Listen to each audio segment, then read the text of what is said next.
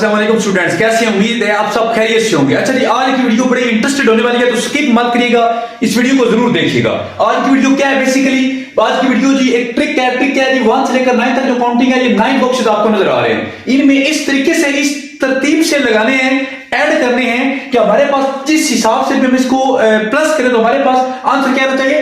15 आना चाहिए। तो इसके लिए बड़े आसान जस्ट 30 सेकंड ट्रिक है।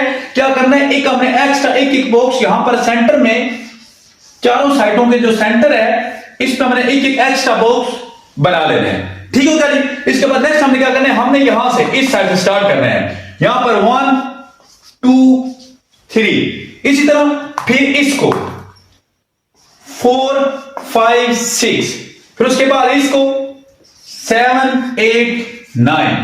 ठीक होगा जी। नेक्स्ट हमने क्या करना है? ये जो 1 है इसको हम यहां से रिमूव करेंगे, यहां से रिमूव करके इस 1 को ऑपोजिट, ये जो हमारे पास एम्प्टी बॉक्स है इसमें हम लिखेंगे। इसी तरह इस लाइन को यहां से रिमूव करेंगे और इसको ऑपोजिट साइड पे इधर हम लिखेंगे। इसी तरह इस 3 को यहां से रिमूव करेंगे और ऑपोजिट साइड पे इस बॉक्स में लिखेंगे, और इस 7 को यहां से रिमूव करके हम इस बॉक्स में लिखेंगे।